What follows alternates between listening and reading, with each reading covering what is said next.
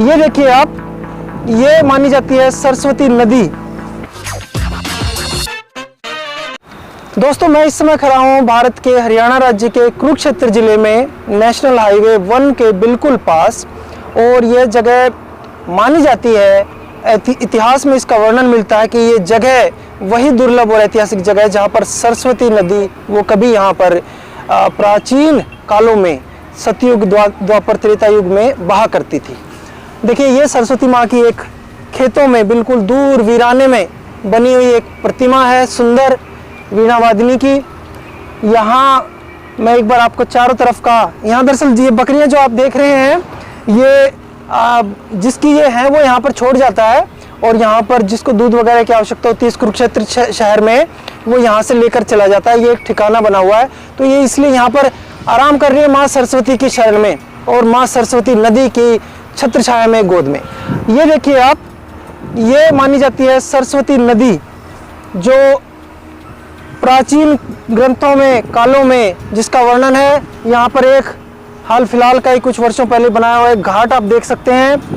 ये सरस्वती नदी का जल आप देखेंगे काला हुआ पड़ा है, बदबूदार गंदगी इसमें है, और इसमें जो ये जल है वास्तव में ये सरस्वती नदी का जल नहीं है, ये शहरों से, कुरुक्षेत्र शहर से या आसपास की जो इंडस्ट्रीज हैं, फैक्ट्रीज हैं, उनका जो वेस्ट डंपिंग वाटर है बदबूदार केमिकल युक्त, वो यहाँ पर आता है। लेकिन ये माना जाता है कि यहीं से सरस्वती नदी कभी बहा करती थी, जो कालांतर में लुप्त हो गई, और उनका जो एक समय का जो बचा हुआ बड़े रास्ते का, बड़े जो वृद्ध जो एक रास्ता पैसेज था सरस्वती नदी का, ये उसका बचा हुआ छोटा हिस्सा है, मात्र है, जो कि आप यहाँ देख सकते हैं। और यहाँ पर मैं आपको दिखाऊं, भारत सरकार ने ये जल से संबंधित कुछ जल संसाधन, नदी विकास और गंगा मंत्रालय दिल्ली, ये कुछ इसके बारे में कर रखा है। और इन्होंने दरअसल क्या कर रखा है, यहाँ पर सरस्वती नदी को पुनर्जीवित करने के लिए प्राकृतिक रूप से, कृत्रिम रूप से यहाँ पर ये नलकूप लगाया हुआ है सरकार ने, बहुत बड़ा, जिसे आप देख सकते हैं यहाँ पर। इससे पानी निकालते हैं, सरकारी नलकूप है ये, यहाँ से आता है और ये माँ सरस्वती नदी में यहाँ पर ये पानी जाकर इसको इस प्राचीन एक तरीके के पैसेज को जीवित रखने की कोशिश की गई है।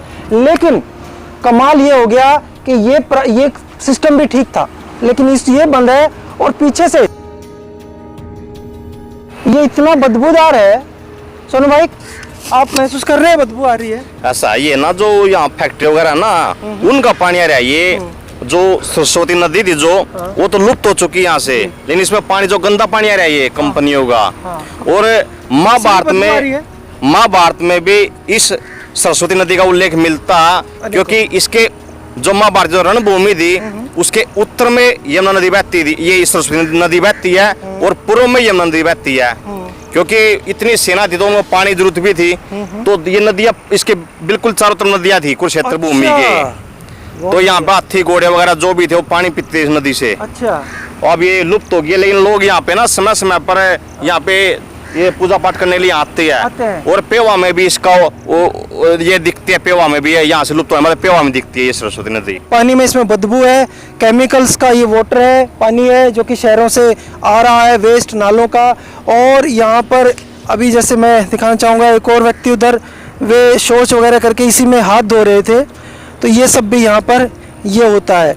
हमारी पवित्र नदियों का कई सौ वर्षों से, और आज़ादी के बाद 70 सालों में तो लगभग कोई संरक्षण इस बारे में किसी प्रकार के कोई कदम उठाए ही नहीं गए, जिसका ये कारण है कि वो रास्ता तो लोगों ने ढूंढ लिया, वैज्ञानिकों ने, कि जहाँ पर प्राचीन सरस्वती नदी का दुर्गम स्थान बहता था, लेकिन उसको पुनर्जीवित करने के लिए, उसका उद्धार करने के लिए कोई खास ऐसे विशेष कदम नहीं उठाए जा सके। यहीं पास में देखेंगे आप, जीटी रोड है, इस पुल से उधर आपको ट्रैफिक जाता हुआ दिखेगा, तो ये खुद समझिए नेशनल हाईवे 1 है जो दिल्ली से अमृतसर, पेशावर मतलब पाकिस्तान आगे तक जाता था।